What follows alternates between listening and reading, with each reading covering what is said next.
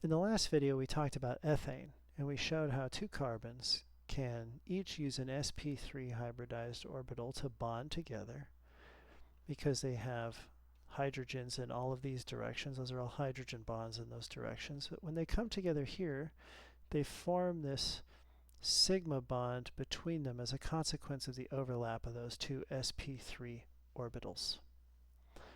Now they form sp3 orbitals because they have 4 bonds. And those 4 bonds are made up of an s character and 3 p characters. So you get, if a p orbital looked like this, an s orbital would be merged with it just a little bit and be a little fatter and a little shorter like this, and then it'd form a nub like that. That's very important to keep in mind because today I want to talk about ethene. Let's talk about ethene. Eth means 2, still 2 carbons, but ene means double bonded, and that's new to us. So let's look at the double bonding of ethene. Here's a carbon. Here's a carbon. And instead of having 3 hydrogen bonds like this, I'm only going to have 2. What I'm going to do is I'm going to form that sigma bond between these two here. We're going to overlap their orbitals there. Put a couple electrons in here to show it. Let's create a plane. Let's create like a 2-dimensional table space here like this. Now, p orbitals look like this.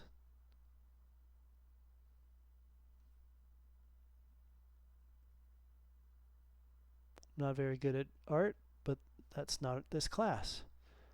I want to show how they just kind of barely come to each other here, like this.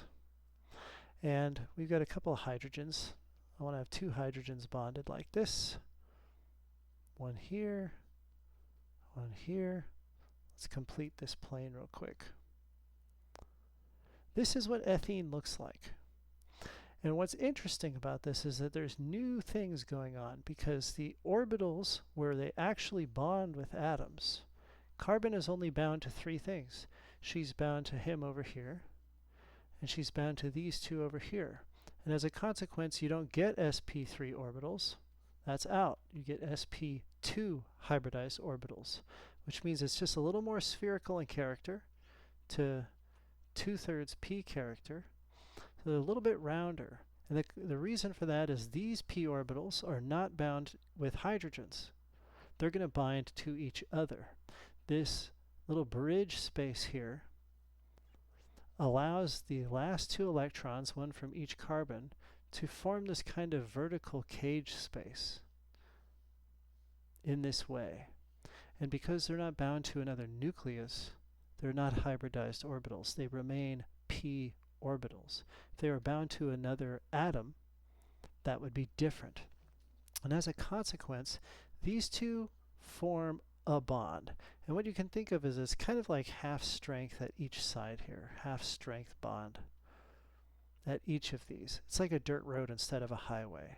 They're not perfect, but they overlap just enough where electrons can connect this way and form a covalent bond, just like your sp3 orbitals did when they found a sigma bond and formed this nice little energy or like low energy configuration between them here. Because remember, like an electron wants what? Imagine you're an electron. You're going to get to these 6 protons and these 6 protons. An electron wants to be right F in here and right F in here. Like this is a great proximity to 12 protons. You can't beat those numbers. And as a consequence, a lot of things happen here. This is called a pi bond. They use the symbol pi for it, but they also call it a p bond. It's allowed to be either one, but pi bond is probably a better term. And I want you to think about what that can cause for a second here. Hydrogen, these 2 here, they want to avoid these electron bubbles and still be attracted to this carbon and avoid these electron bubbles. So they're going to find an even space between this and this by remaining totally flat on this plane space here in 2 dimensions. So ethene looks flat like this. I hope you're able to follow that. And in fact, in OChem, we don't draw bonds to hydrogen. So this is how you would see it drawn. And if you want to put it on a 2D plane to remind yourself, that's fine. But hydrogens are out in those directions. So when you have pi bonds, or sorry, pi orbitals overlap like this vertically, you form energetically, you're going to see like a cloud here, your carbon, carbon. You form this kind of like electron cloud bubble hat, I think it was a hamburger bun, like this. And this is all negative space here, negative space. Carbons are positive space. So your hydrogen, the electrons participating in this bond, they don't want to mess with this over here. They don't want to mess with this over here. And so they're not going to want to go up and down. They don't want to go vertically up or down. They want to push out horizontally in the plane as best they can. And that's exactly why ethene is flat. But more importantly, one thing you're going to notice is that these hydrogens in ethane, you find in ethane where you have these three hydrogens like out in this direction, it's bonded like this, that these can freely rotate. It's called having a chiral center. This single bond here, this carbon is free to swivel about it without any problems. But look at what's going on here. Imagine if you tied these two balloons together and these two balloons together. If I was to try to rotate this at all, the whole system would try to rotate. It's locked in together geometrically. It's no longer free to swivel. So ethene, which I think of as nature's molecular hamburger just because of this little picture right here, has all this negative space in between here because they love the proximity to all these protons from these pi orbitals overlapping, forming these kind of bleh bubbles. In fact, this is a pretty good, I think I've got a pretty good picture here.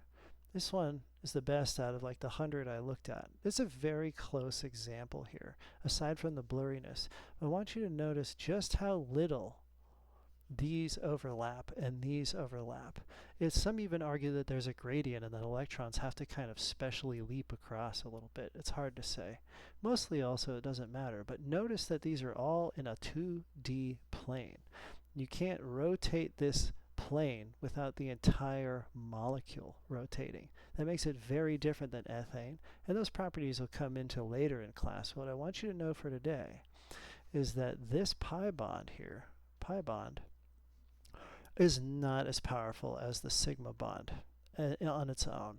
You can think of this as like half power and half power adding up to, it's a little less than half. It's almost the same amount of power as the sigma bond. I mean, imagine if you're going to attack this molecule and try and break it apart for some heat or something like that. Where are you going to get first? Well, this bond is only half as strong. You have to break them both, but it's half as hard to do it. To get into this sigma bond, to break the sigma bond, you will always have to first break this pi bond. How are you going to get into this one down here without breaking the pi bond first? So just like you might imagine it in a regular volumetric space, you have to pull off the hamburger bun to get to the meat in the middle first. And that's very important when we're talking about chemistry in general. And more importantly, the distance between these two carbons is going to shrink because this is like a rubber band holding them together, and this is like adding more rubber bands to the system. It's going to pull them just a little tighter, closer together, and with all of them working in tandem, it allows these p orbitals to just barely overlap. So when you look at ethene, and we only write it like this, that's ethene. So remember, we don't write carbon here or here, and we don't draw the hydrogen bonds either, because you're supposed to know that whenever I don't draw a bond, that hydrogen is connected to that. So if I just write C, then you must know that's methane, and you can write these out for yourself on your own, all 4 hydrogens for methane. If I draw propane like this, there's a carbon, there's a carbon, there's a carbon. You're supposed to just know that. And this carbon is going to have 3 H's on it, and this one only has 2. Because he's bound to 2 carbons. So you should just know how many hydrogens there are around each one. You should practice this a little bit as you're playing with it. So ethene, what we just drew, this whole atomic configuration, producing this large molecule. Well, it's a small molecule, but this large diagram of a molecule can be drawn in organic chemistry as this. A single double bond here. You need to know this is a carbon and a carbon, and that this carbon doesn't have enough bonds, so he must have hydrogen and hydrogen. And moreover, you're supposed to understand another thing about it, which is that, this is very important, these here are going to be on a plane. These here are going to be on a plane. And this is all of the mass of the molecule. Right? There's no mass in these orbitals up here. There's no protons or neutrons up there. All of the mass is in this 2D plane right here. All of it. So even though the image is very cute and it's very 3D in this way, in real life, all of the mass, all of the observable reality is on this 2D sheet of paper here. And these potential spaces here, where electrons, which have no mass, are flying around, holding energetically through electrostatics, like it's electromagnetism, pulling these carbons together with their rubber band action. All of it is observed on a 2D plane here, because that's what we can actually see on an electron microscope, funny enough, right? You can see where all the mass is there. And one thing that we see is that it is not sp3 hybridized. It's sp2 hybridized, because the orbitals that are formed dependent on the other number of atoms they connect to. And each carbon is bound to 3 atoms, not 4, which means you see orbitals that take on 1/3 s character and 2/3 p character. Keep that in mind as we go forward in future videos. Observe and absorb what you can, and just let's hit the next video.